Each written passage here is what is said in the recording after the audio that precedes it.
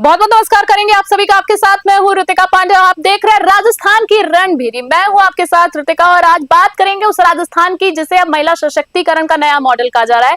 देखिए, मुख्यमंत्री भजनलाल शर्मा के नेतृत्व में आधी आबादी के लिए योजनाओं का सैलाब तो आया है। वहीं बात करें प्रधानमंत्री मातृ वंदना योजना से लेकर लाडो प्रोत्साहन तक लाखों महिलाओं और बेटियों को लाभान्वित भी किया जा रहा है और हो भी रही है। लेकिन अब सवाल यह है कि क्या ये सिर्फ कागजी आंकड़े हैं या धरातल पर बदली है वास्तव में नारी की किस्मत।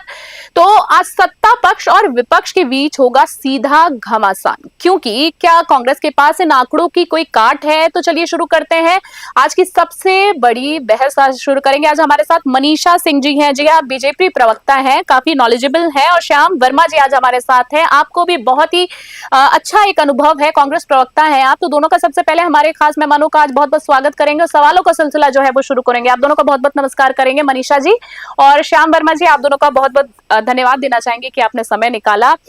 महिला हित से जुड़ा मुद्दा है। शुरुआत करूंगी, जैसे कि योजनाओं की बात चल रही है भाजपा से। आज हमारे साथ जैसे कि मनीषा जी हमारे साथ जुड़ी है। मनीषा जी, आपसे जानना चाहूंगी, अब आंकड़े बनाम असलियत की बात करेंगे सीधे तौर पर। जैसे कि बात करें बीजेपी की, तो 11.52 लाख गर्भवती महिलाओं और 6.5 लाख बेटियों को लाभ देने की जो भारी भरकम आंकड़े हैं पेश कर रही है बीजेपी। लेकिन क्या आपके पास कोई ऐसा मैकेनिज्म है जो ये सुनिश्चित कर सके कि भ्रष्टाचार और बिचौलियों की जाल को काटकर ये पैसा सीधे अंतिम महिला तक पहुंच रहा है, या सिर्फ ये डिजिटल स्क्रीन पर चमकाने वाली एक हेडलाइन भर की है, थोड़े दिन रहेगी और उसके बाद छू मंतर? देखिए ऋतिका जी, किसी भी समाज की प्रगति का सबसे बड़ा पैमाना उनकी समाज की महिला और महिलाओं की स्थिति है ना, वो हम्म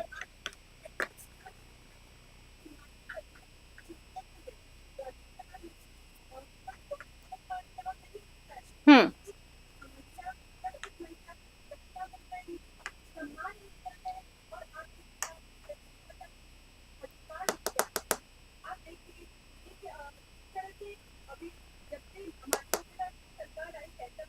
महिला और बाल विकास को एक नई दिशा मिलती है।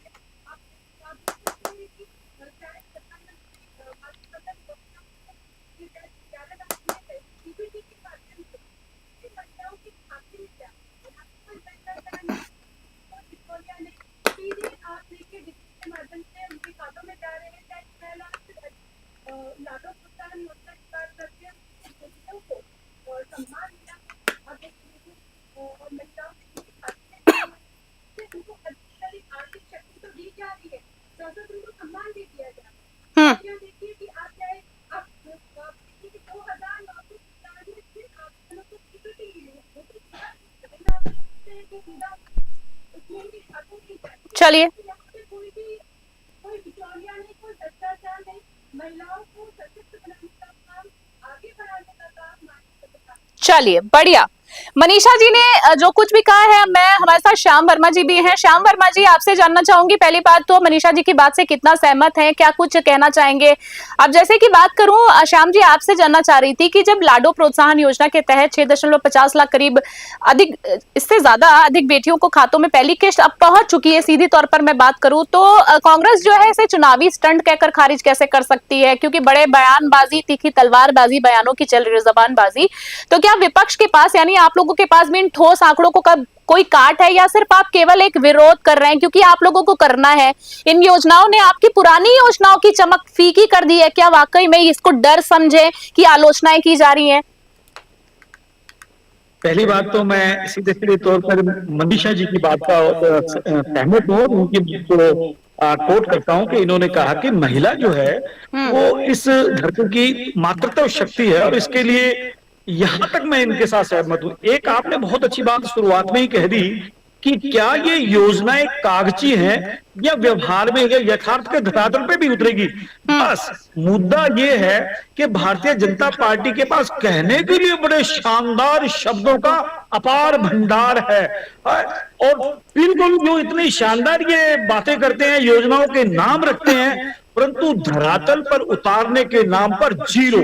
ये जीरो मैं इसलिए कहना चाहता हूं क्योंकि आपने ये भी कहा कि क्या आपके अंदर डर की भावना है या आप इसको विरोध के रूप में विरोध करना चाहते हैं? क्योंकि राशियां जो है क्योंकि पहुंच चुकी है, पहुंची भी है, लोगों को लाभ पहुंचा भी है। मानी सर वर्मा जी, लाभ पहुंचा भी है तो हम इसको पूरा खारिज नहीं कर सकते। जी जारी रखिए। नहीं, मैं कहना ये चाहता हूं कि जैसे अब लाडो योजनाएं हैं, अब इसका कोई छुटपुट कोई आ रहा है। देखो, हर चीज के अंदर कोई 100% भ्रष्टाचार भी नहीं होता, और ये ऐसा भी नहीं है कि सारा कुछ दूध का धुला हुआ चल रहा है। मैं बात फिर वापस अपनी वहीं लेकर के आता हूं कि योजनाएं तो बड़ी शानदार ये बना करके लाते हैं, नामकरण उनका बड़ा शानदार होता है, मन को हरने वाला होता है, समाज में बेहतर उसका मैसेज जाता है। तो यथार्थ के धरातल पर भारतीय जनता पार्टी का प्रदर्शन जीरो होता है।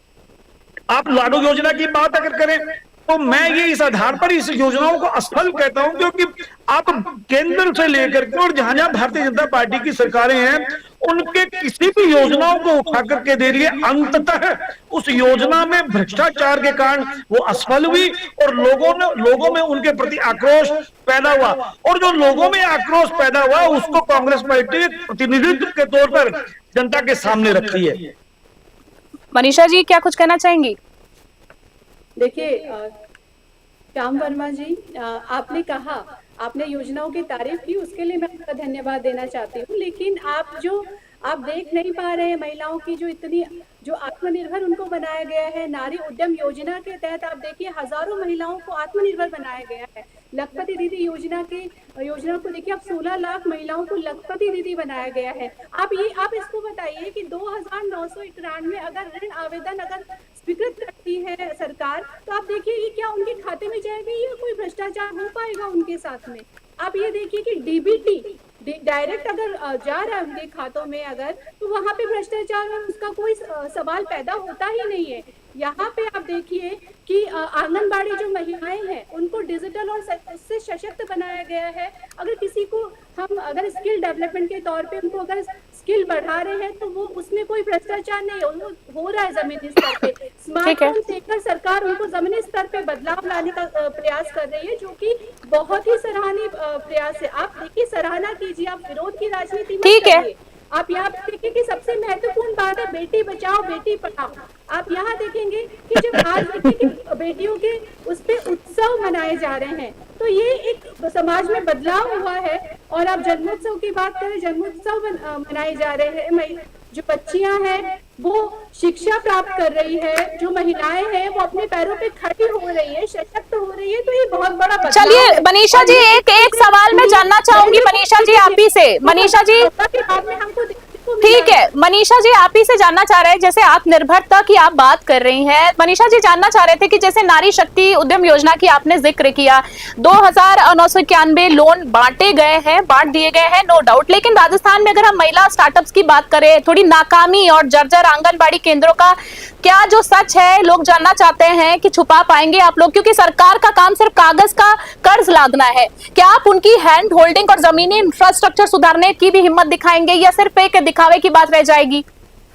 बिल्कुल रितिका, उसके लिए भी बहुत बड़ा जो बजट है दिया गया है। हम आंगनबाड़ी की बात कर ले, हम स्कूलों के जर्जर बिल्डिंग की बात कर ले, आंगनबाड़ी को भी भवन की तक बहुत अच्छा बनाया जा रहा है। आप यहाँ देखिए कि हर जगह पे सरकार अपना काम कर रही है और हर जगह पे ये एक नाकामी नहीं, सरकार की बहुत बड़ी कामयाबी है कि हर एक स्तर पे सरकार ने अपने आप को साबित किया है। सरकार महिलाओं को सशक्त बनाने में प्रतिबद्ध है और इस तरह से आप देखिए कि वो कामयाब भी हुई है। ठीक है। यहाँ पे अगर हम देखते हैं कि बहुत सारी योजनाएं हैं, आप इसमें देखिए, आप देखिए कि 29,000 जो SHG ग्रुप्स है उनको आगे बढ़ाया जा रहा है। आप छोटे बेसिक नीड्स देखिए, जो पिछली सरकार थी, मैं बार बार नहीं बोलना चाहूंगी, पिछली सरकार की जो उस पर भी आएंगे हम। नेताओं कि राजस्थान मर्दों का प्रदेश है, वो खड़े होकर आप इस तरह से बोलते हैं। यहाँ पे देखिए आज दिख रही है कि हर एक महिला को सम्मान मिल रहा है, महिला सशक्त हो रही है और उनको देखिए सुविधाएं भी दी जा रही है योजनाओं के माध्यम से। तो यहाँ पे आज राजस्थान में बदलाव दिख रहा है। और जब राजस्थान महिला अपराधों के मामले में पहले पायदान पे था, आप यहाँ देखिए 15% की कमी होते हुए यहाँ पे महिलाओं को सुरक्षा भी मिल रही है। तो यहाँ पे आप श्याम वर्मा जी कह रहे हैं, लेकिन इस बात को मान चलिए श्याम वर्मा जी, जैसे कि कांग्रेस की बात करें, मैं कह सकती हूँ ठीक है, महिलाओं के लिए बहुत बड़े बदलाव योजनाओं का जो लाभ है वो बीजेपी दे रही है। चलिए श्याम वर्मा जी, आपसे मैं जानना चाहूंगी, जैसे मनीषा जी अपनी बात रखी, उन्होंने कितने इनसे, इनकी बात से भी आप कितने सहमत हैं? इनकी बात का जवाब देते हुए आपसे भी एक सवाल करना चाहूंगी। जैसे कांग्रेस के लिए कहा जाता है कि जैसे अभी बीजेपी सरकार है, कांग्रेस के लिए कहा जाता है कि पुरानी योजनाओं का ढिंडोरा पीटते रहते हैं, लेकिन क्या ये सच नहीं है कि भजन लाल सरकार ने उसी बजट और उन्हीं संसाधनों को बेहतर एग्जीक्यूट किया है? और आपकी अगर मैं बात करूं, सरकार, आपकी सरकार के समय यानी कांग्रेस सरकारों के समय जो फाइलों में दबकर जो मामले रहते थे वो फाइलों में दब के रह जाते थे, तो कांग्रेस की राजनीति अब क्या एक तुलना तक सीमित रह गई है? क्या कहना चाहेंगे आप? भारतीय जनता पार्टी की जो राजनीति है ना, वो गागा गीगी गेगे में है। यानी कि उन्होंने करना कुछ नहीं, करेंगे, किया है, करेंगे, इसमें ही इनका रहता है। तो इसलिए मैं कहता हूँ कि भारतीय जनता पार्टी की जो योजनाएं हैं तो वो गागा गीगी तक ही सीमित होती हैं, वो एक्चुअल में धरातल पर वो इम्प्लीमेंट नहीं होती।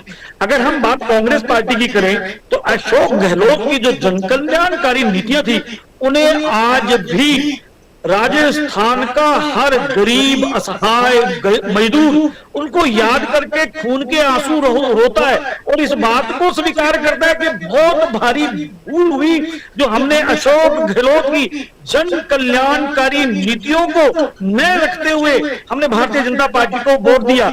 आज मनीषा जी कह रही थी बीच में एक बात, मनीषा जी आपकी आवाज नहीं आ रही, आप क्या कुछ कहना चाह रही हैं? और 6 नंबर का चश्मा मैंने देखने के लिए लगाया हुआ है, मैं देख रहा हूँ मनीषा जी आपकी आवाज नहीं आ रही है। भारतीय जनता पार्टी की किस प्रकार से बेटी बचाओ बेटी पटाओ। मनीषा जी आपकी आवाज नहीं आ पा रही है, आप क्या कुछ कहना चाहती हैं? शायद आपका माइक म्यूट हो गया है। बेटी पटाने का। और अभी रिसेंटली एक और महिला ने ये भारतीय जनता पार्टी पर पूर्ण आरोप लगाते हुए कहा कि भारतीय जनता पार्टी की महिलाओं का सम्मान नहीं।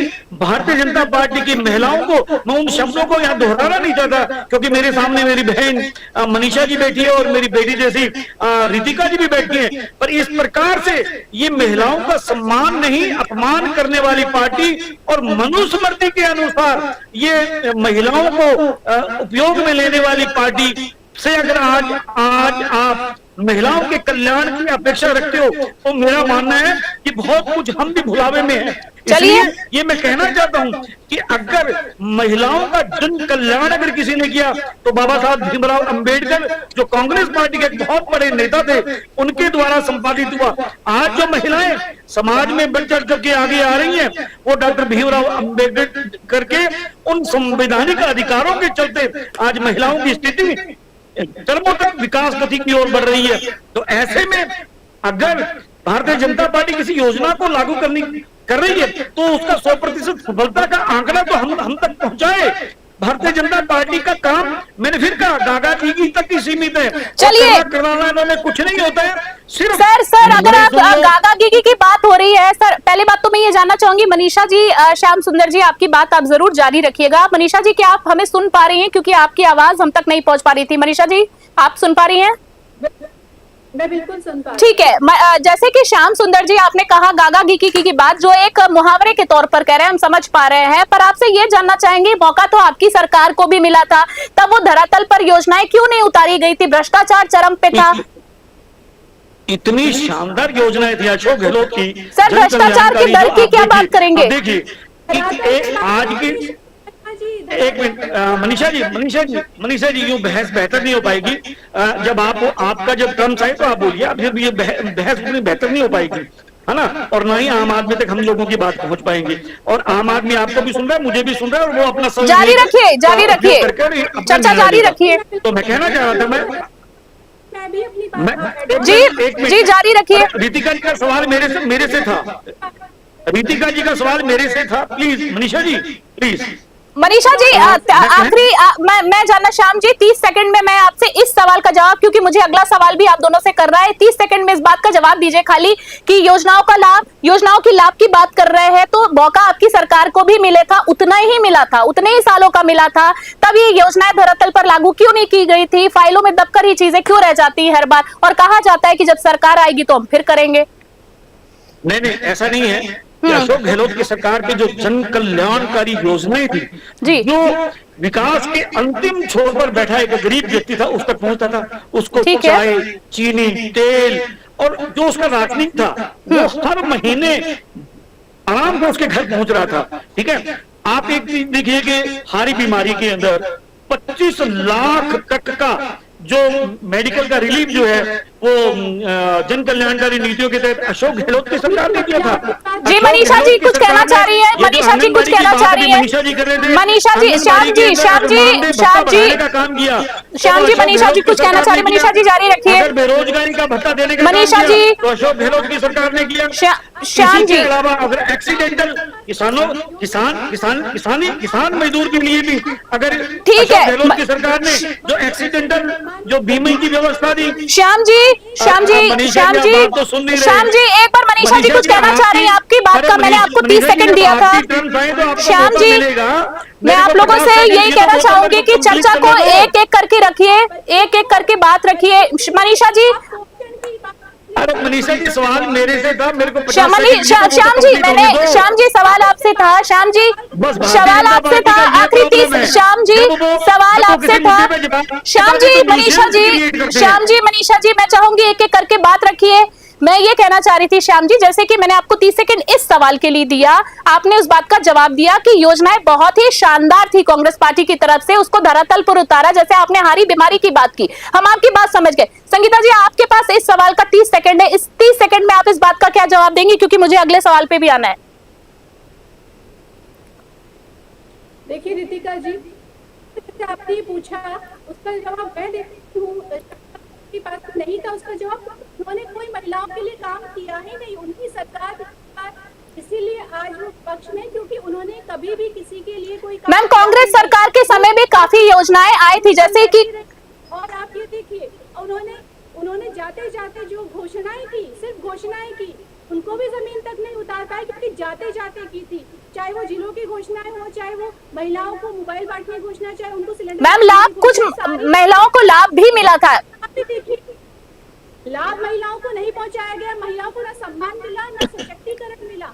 यहाँ पे महिलाएं, आप देखिए महिलाएं इतनी ज्यादा परेशान थी, अपराधों के कारण परेशान थी। आपने देखा था कि पहले पायदान पे राजस्थान था अपराधों के मामले जी, तो यहाँ पे आप देखिए महिला किस तरह से उस सरकार को उन्होंने देखिए हत्या की दम लिया। और आज भारतीय जनता पार्टी की जो सरकार है, आप देखिए माननीय नरेंद्र मोदी जी के नेतृत्व में जिस तरह से महिलाओं के लिए उन्होंने सामाजिक तौर पे, आर्थिक तौर पे और राजनीतिक तौर पे, मैं फक्र के साथ कहती हूँ कि राजनीतिक तौर पे उन्होंने महिलाओं को सशक्त करने का काम किया। और आज वो उसमें लगे हुए कि वो जल्दी से जल्दी इनको धरातल पे राजनीतिक तौर पे भी, आपने जिस तरह से पिछले दिनों में आप देखा कि जो बहस हो रही थी कि वो राजनीतिक तौर पे भी महिलाओं को ज्यादा से ज्यादा 33% आरक्षण, ठीक है तौर पे वो लेके आना चाहते हैं। तो ये हमारी सरकार की, चलिए बीजेपी सरकार की ही देन है, आप ये कहना चाह रही हैं। चलिए मनीषा जी फिर वही आना चाहते थे, आप कांग्रेस की सुनिए, राजीव गांधी ने, हमारे दिवंगत नेता राजीव गांधी ने, पूर्व प्रधानमंत्री राजीव गांधी ने पंचायत राज अधिनियम के तहत कानून बना करके महिलाओं को पंच, सरपंच, प्रधान, प्रमुख, जिला प्रमुख बनाने का कानूनी अधिकार दिया। आप कह रहे लाना चाहते थे, अरे भाई चाहता तो मैं भी बहुत कुछ हूं, पर मैंने किया तो कुछ भी नहीं। तो इसलिए जो सम्मान और जो राजनीतिक अधिकार, जो हक पर अधिकारों की जो लड़ाई चलिए कांग्रेस ने किया है, भारतीय जनता पार्टी उसके 62 में भी कहीं नहीं रुकती। ये बोलते हैं कि राजस्थान तो मर्दों का प्रदेश है, उससे क्या ही आप बताइए क्या बोला जा सकता है। चलिए अगले सवाल पे मैं एक आखिरी आना चाहूंगी, जैसे कि महिलाओं को, मनीषा जी और श्याम जी, मैं अगले सवाल पर एक आना चाहूंगी, जैसे कि समय को चलते हुए देखते हुए, जैसे कांग्रेस की बात आप कर रहे थे सर, आपसे ही जानना चाहूंगी, मनीषा जी के ही जवाबों को मैं आपके मुख से जानना चाहूंगी, जो कहना चाह रही है मनीषा जी। जैसे कि चिरंजीवी की अगर हम बात करें, स्मार्टफोन जैसी योजनाओं की, जैसे कि अभी आपकी चर्चा में आप ही ने बात की श्याम जी, तो आपसे जानना चाहूंगी कि आप कह रहे हैं क्रांतिकारी थी, तो प्रदेश की जनता ने उस वक्त भरोसा जताने के बजाय उन्हें चुनावी रेवड़ी मानकर नकार क्यों दिया? क्या आपकी नीतियां सिर्फ विज्ञापन तक सीमित रह गई थी कि बाद में कह सकते हैं कि जनता के सामने असलियत आ गई और जनता ने नकार दिया? हाँ, ये आपकी बात आप आरोप के तौर पे कह सकते नहीं, हो। मैं आरोप के तौर पर नहीं सर, मैं आरोप के तौर पे, ये जनता का सवाल है, मैं निष्पक्ष हूँ, मेरे लिए आप दोनों बराबर हैं, मेरे लिए आप दोनों बराबर हैं। रितिका जी, मैं आपको ब्लेम नहीं कर रहा, मैं मेरी बात सुनिए। ये विपक्ष का सवाल है, जनता का सवाल है। और संदर्भ मनीषा जी का है। मैं ये कह रहा हूँ, मैं फिर ये कहना चाहता हूँ कि जब इतना, अरे भाई मनीषा जी जब आप बोलते हो तो मैं, आप जब, चलिए मनीषा जी एक बार श्याम जी को, मनीषा जी श्याम जी कुछ कहना चाह रहे हैं एक महिला के प्रति, ठीक हाँ, है। अब ठीक है। मैं अगर बोल रहा हूँ तो आप मेरी बात थोड़ी सुनिए। नहीं श्याम जी अभी आप बोलिए, आखिरी सवाल मैं मनीषा जी से जरूर जानना चाहूंगी, उनकी राय जानना चाहूंगी। मनीषा जी, श्याम जी कुछ कहना चाह रहे हैं, बताइए। बोल रहा हूँ तो वो कम से कम जारी रखिए श्याम जी। और मैं कहना ये चाह रहा था कि ये बात तो सत्य है कि हमने इतनी जन कल्याणकारी योजनाएं जनता के लिए जमीन पर उतारी, परंतु भारतीय जनता पार्टी का चुनाव लड़ने का जो तरीका है उसके सामने तो मैं भी उनके साथ सहमत हूं। जितने भी लोग गैर लोकतांत्रिक हथकंडे भारतीय जनता पार्टी चुनाव जीतने के लिए लगाती है, उनके सामने तो मैं कह सकता हूं कि यस, वो तरीके भारतीय जनता पार्टी के पास ही रहे, क्योंकि भारतीय जनता पार्टी गैर लोकतांत्रिक तरीकों को अपना करके चुनाव में जब जीतती है तो उसको वो मुद्दा ये बनाती है कि ये जनता के बीच आक्रोश था तो ऐसा हुआ। ऐसा नहीं है। एक्चुअल में अभी आपने बिहार में देखा होगा कि बिटवीन द इलेक्शन, चलते चुनाव के बीच में आपने 10-10 हजार रुपए आचार संहिता का उल्लंघन करते हुए डाले। तो ये वो कारण है जिनको भारतीय जनता पार्टी चुनाव जीतने में कामयाब हो जाती है। ये तरीके राजनीतिक लोकतंत्र के स्वास्थ्य के लिए कहीं भी ठीक नहीं। ये लोकतंत्र को खत्म करने की दिशा के कदम उठा करके अगर ये जीतना चाहते हैं तो इनका जीतना भारतीय जनता पार्टी का जीतना है, ये हिंदुस्तान का जीतना नहीं है, ये लोकतंत्र का जीतना नहीं है, ये पारंपरिक लोकतंत्र की जो भावना है उसके खिलाफ है। ठीक है मनीषा जी, आपसे जानना चाहेंगे, जैसे कि अब आखिरी सवाल में, जैसे कि आप लोग हैं प्रधानमंत्री मातृ वंदना और लाडो प्रोत्साहन के लाखों लाभार्थियों का डेटा पेश कर रहे हैं, बीजेपी की मैं यहाँ पे बात कर रही हूँ, लेकिन क्या धरातल पर 450 रुपए का जो सिलेंडर है, 450 के सिलेंडर और नारी शक्ति उद्यम का लाभ हर पात्र महिला तक बिना भ्रष्टाचार के पहुंच रहा है? क्योंकि अगर हम बात करें, बहुत से ऐसे किसान हैं मैडम जहां जिनके पास मोबाइल नहीं है, नेटवर्क नहीं है, सही सुविधाएं नहीं है, ओटीपी नहीं आती है, ये बहुत बड़ा मुद्दा है, और फिर रसूखदारों के जेब में वो चीजें चली जाती हैं। इसका भी एक डेटा क्या है, क्या वास्तव में भ्रष्टाचार के बिना पहुंच पाएगा? ये नहीं बता पाएंगे। बिल्कुल बिल्कुल रितिका जी, मैं बिल्कुल बता पाऊंगी। श्याम वर्मा जी, आपने सवालों के जवाब नहीं दिए जैसे रितिका जी की जो सीधे सीधे आपको देने चाहिए थे। यहाँ पे जिस प्रकार से माननीय भजनलाल जी की सरकार काम कर रही है, आप देखिए कि आपकी सरकार ने तो वैसा कुछ किया नहीं। आपकी सरकार पूरे समय होटलों में बंद रही, और अगर आप देखिए भ्रष्टाचार अपार था। पेपर लीक, आप बताइए, पेपर लीक आपके नेताओं ने अपने, रितिका जी के सवाल का जवाब नहीं है जी, वो उनको आप श्याम जी उनको, वो बिल्कुल उस पॉइंट पे भी हम उन्हें बात लेकर आएंगे, उनको जारी रखने दीजिए, आपकी बात सुनी गई थी। आपको ये बताइए, जो डेटा सरकार, हमारी सरकार की बहुत ही बड़ी खासियत है कि जो वो कहती है उसका वो रिपोर्ट कार्ड पेश करती है। ठीक है, आप ये देखिए, पिछले बजट में आप देख लीजिए, आप ये देखिए डीबीटी के माध्यम से आप सिलेंडर की बात करें। हाँ जी, मैं इसी पॉइंट को जानना चाह रही थी। जिस तरह से हुआ है सिलेंडरों में, आप उसी के आंकड़ों को उठा के देख लीजिए। ये सिर्फ आंकड़े नहीं, ये एक तरह से विश्वास है महिलाओं के प्रति, जिस प्रकार से माननीय भजनलाल जी की सरकार ने काम किया है, और डीबीटी के माध्यम से तो डायरेक्ट पहुंच ही रहे हैं। और अब सिलेंडर की बात करते हैं तो सिलेंडर भी महिलाओं को 450 रुपए में मिल रहे हैं, क्योंकि महिलाएं जिस तरह से पिछली बार आप देखिए कि जिस तरह से परेशान हो रही थी, जिस तरह से सरकार ने उन लोगों ने परेशानी झेली, उन सभी का निजात उन्हें इस सरकार में मिला है। माननीय भजनलाल जी की सरकार ने उन्हें सम्मान देने का काम किया है, आर्थिक तौर पे सशक्त बनाने का काम किया है, सामाजिक तौर पे सशक्त बनाने का काम किया है। अभी मैं आपको और भी, ये सिर्फ एक लाडो योजना या उसकी बात नहीं, आप इसकी बात देखिए सुकन्या समृद्धि योजना के माध्यम। चलिए मनीषा जी, पर एक सवाल मैं यहाँ पे आपसे जरूर जानना चाहूंगी, बहुत ही आम एक सवाल है जो हम सबकी जिंदगी से कहीं ना कहीं जुड़ा भी हुआ है। गैस सिलेंडर की बात करें, मैडम आप भी देख रहे होंगे, सर आप भी देख रहे होंगे कि ये बहुत बड़ा मुद्दा जो है, लोग भ्रमित हो रहे हैं कहीं ना कहीं। अगर सरकार अपना काम इतने बेहतर तरीके से, बीजेपी सरकार पत्रकार है, इसलिए मैं आपसे सवाल करूंगी मनीषा जी सीधे तौर पर। तो ब्लैक में सिलेंडर क्यों बिक रहे हैं मैडम? क्यों ओटीपी नहीं पहुंच रही है गांव तक? महिलाओं को उनके लाभ क्यों नहीं मिल रहे हैं? अभी तक महिलाएं चूल्हों पर अपनी आंखें क्यों सेक रही है मैडम? क्या क्या कारण है जो काम धरातल पर नहीं उतर पा रहा? 450 रुपए का सिलेंडर 3500 रुपए में क्यों बिक रहा है? देखिए, बिल्कुल रितिका जी, आपने ये देखा कि वैश्विक संकट के समय में हमारे देश में बिल्कुल मैनेजमेंट जिस तरह से माननीय प्रधानमंत्री जी के नेतृत्व में हो रहा है, जिस तरह से पर मैनेजमेंट में कहीं ना कहीं कमी है मैम, इसीलिए ये चीज क्यों आंकड़े सामने आ रहे हैं? पेट्रोल डीजल के दाम बढ़े हैं, आप यहाँ देखिए हमारी सरकार में, हमारे देश में नहीं बढ़े।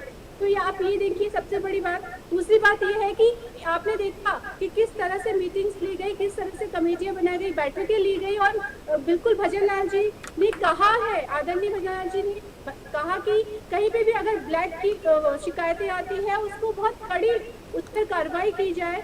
और ये बिल्कुल आप देखिए कि जिस तरह की 7 कमेटियां बनी तो वहाँ पे उन पे ध्यान दिया जा रहा है। अगर इस तरह की अगर कहीं से शिकायतें आ रही तो उन पे चलिए कार्रवाई की जा रही है, कहने का मतलब है। जी बिल्कुल। तो श्याम सुंदर जी और मैम आपका, संगीता जी, मैं आपका बहुत बहुत धन्यवाद देना चाहूंगी, माफी चाहूंगी, आप दोनों का बहुत बहुत धन्यवाद कि आप लोग इस चर्चा में आज के जुड़े, कह सकते हैं। पहले तो हमारे मेहमानों को बहुत बहुत धन्यवाद देना चाहूंगी।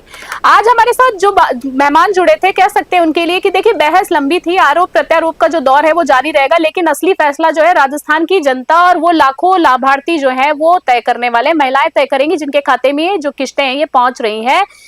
क्या ये योजनाएं से 2028 के लिए बीजेपी का मास्टर स्ट्रोक साबित होगा या कांग्रेस की घेराबंदी जो है वो रंग लाएगी? आरोप प्रत्यारोप जो है वो चलते जा रहे हैं और चलते रहेंगे, क्योंकि राजस्थान की रणभेरी की अगर हम बात करें, आज के लिए फिलहाल की खास चर्चा में इतना ही। और हमारे साथ अगली चर्चा के लिए बने रहिए, क्योंकि चर्चाएं और खबरें रुकती है नहीं। फिलहाल आज की बड़ी चर्चा में इतने ही। देश और दुनिया की बड़ी खबरों के लिए बने रहे न्यूज़ 21 अभी के लिए। नमस्कार, जय हिंद, जय भारत।